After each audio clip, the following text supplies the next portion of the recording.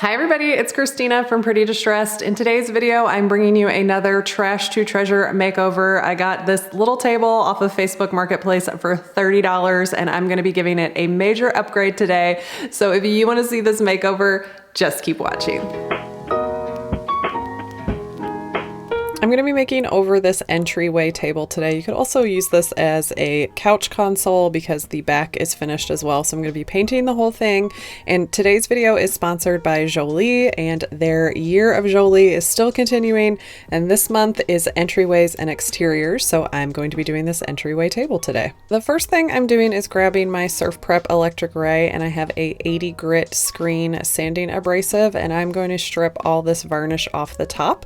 And I'm going to do that on the bottom as well. I want to have a natural look on top and on that bottom of that console shelf. And I'm going to do this all one color, so it'll make sense as I go along, but I want to see the natural wood on those two flat surfaces.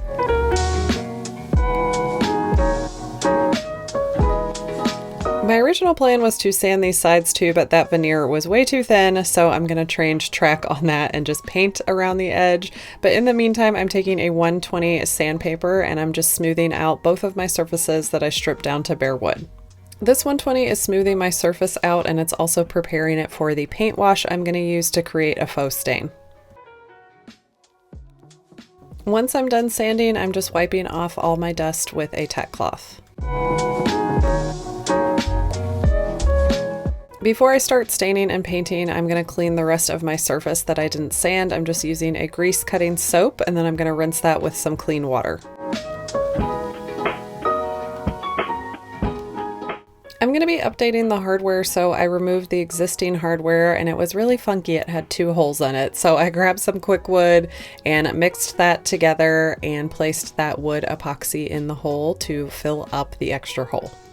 After this dries, I'm going to sand it down, so I'm going to move to staining my portions that I stripped down to bare wood. I'm going to be painting the whole color in Uptown Ecru, which is Jolie's color of the year. It is a light beige, it's very beautiful and warm, and it's going to go with pretty much any color that you might have in your home. So if you've been here before, you probably know what I'm doing. I am creating a paint wash to act as a stain on those portions that I stripped down. When I do this, I just mix 50% paint, 50% water, and I like to apply my washes with a natural bristle brush. So I've grabbed my large Jolie brush because this is going to get the job done quickly. I like to put down a slip coat of water first before I do my paint stain. I like to wear gloves when I'm doing this, and I have my absorbent rags ready to go to wipe up my excess paint. So I'm grabbing my paint wash and spreading that all over my surface. When you're working with a small surface like this, I find that it's easiest to just do the whole thing and then come back and wipe off the excess.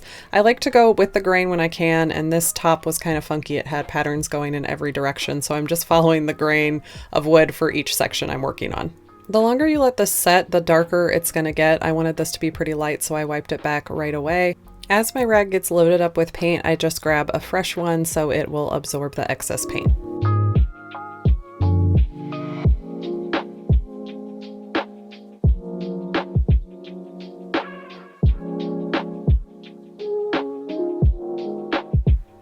This turned out so pretty, and it gets even prettier when I put wax on it later. You guys are not going to believe it. I'm going to repeat that same process on this bottom shelf. This veneer was a lot thinner and I kept blowing through it with my sander. So I kind of left some of that residual stain on there. So you will see a few dark marks on the outside of this piece compared to the top, but I like the character that it adds.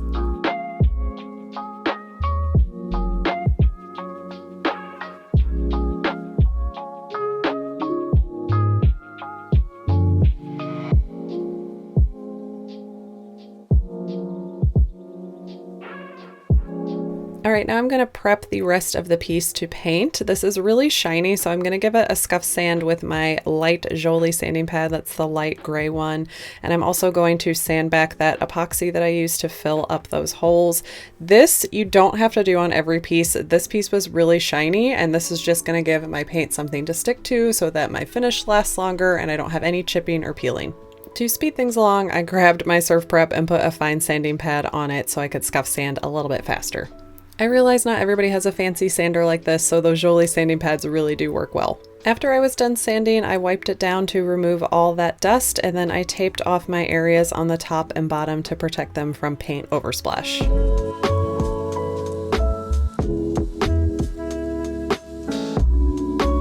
Finally ready to paint my base. Okay, I'm grabbing my smaller signature brush. This is a natural bristle brush, and then I'm grabbing that same color, that Uptown Ecru, and I'm going to do a basic finish here where I'm going to paint in every direction. This brush picks up a lot more paint than a synthetic brush. It's going to give you some brush strokes, but I'm not going crazy with texture here, but I definitely want there to be a difference between the top portion and my body. Since I'm painting all one color and it's going to be monochromatic, I want to have those different textures in there to bring an interest. And I'm going to wax it later, and I love the way that wax looks when you have a little bit of that textured look. And to be honest with you, this is the easiest way to paint if you're a beginner, because you don't have to worry about your brush strokes going in the same direction. You don't really have to water your paint down. You don't have to, sand in between coats. It's just going to be a lot easier for a beginner. You're not going to be as stressed out. The only thing that you have to do when you're painting in this type of style is watch out for drip marks, because these brushes do hold a lot more paint. Anywhere your corners meet are really susceptible to those drip marks, so just make sure as you're going around your piece that you're watching out for those as you go. This paint does dry really quickly, anywhere from 20 minutes to an hour, so for my second coat, I am taking it out of the can and just misting it slightly. Nowhere near as much as I do when I do a smooth finish when I water it down by 10%. I'm just talking about 5 mists probably, and I mist my brush, every minute or two just to keep the paint moving on the second coat. But the technique is exactly the same. I'm just painting in every direction, and my goal is to get full coverage. Since this is a really light color, I did have to come back in and do a third coat, and I did grab my artist brushes to get some of these hard to reach places on these legs, and then did an entire coat again, a third full coat all on this piece. I pulled up my tape as soon as I was done with that third coat. I find this gives me a crisp line. You just need to be really careful when your paint is wet and the paint on your tape is wet to just pull it up really easily. And then I went back in and touched up any spots that needed it with my little artist brush. I let my paint dry for most of the day before I came in and sealed it because I was working on a different project, and I'm going to be sealing it in Jolie's clear wax today. I'm kicking it old school. I feel like people are scared to use wax or just don't want to use wax anymore, but I love Jolie's wax. It is so good. I'm going to be using both of their wax brushes, but I'm starting with the large one because it's going to help me get some of these big areas and help this go a lot faster. Waxing really isn't that hard. You just need to get a little bit on your brush and rub it into your paint. I always use the analogy of think of it as hand lotion. You don't want your lotion just sitting on top of your hands. You really want it worked into your skin.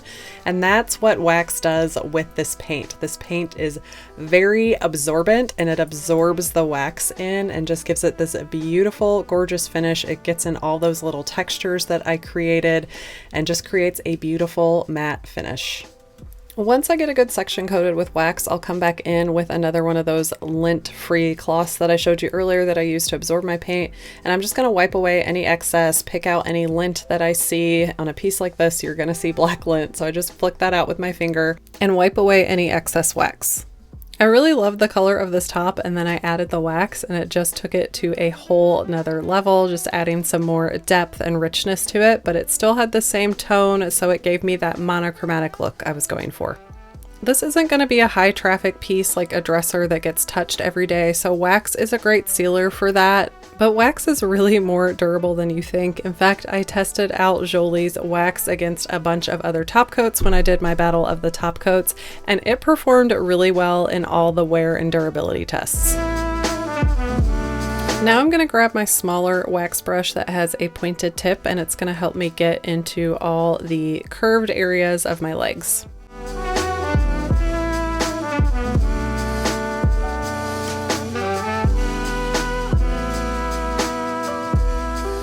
Wax takes 30 days to cure, just like many of the other top coats that I use. You will see me style my piece up for you guys because I like to show it styled up. But then I take all that stuff off and I let it cure for 30 days before you keep anything on it long term. And if you watch my laundry room makeover, you might recognize these. I love these so much. These brushed brass, that is so hard to say, brushed brass knobs from Home Depot. So I got them for this as well. So just to remind you, here is that $30 table I started out with, and here it is now. I styled it up and put it in my entryway as where an entryway table should be, and I bought lots of cute things from Target to style it up. My favorite part about this whole thing, I think, is the top. This color just turned out beautiful. I love that I'm showcasing the natural wood. I love the monochromatic scheme of the whole table and the contrast between the bare wood and the slightly textured basic finish of the apron and legs. I am really loving this in this space. This was where my secretary used to be, so I don't know, I'm thinking about keeping it. You guys will have to see what I end up doing.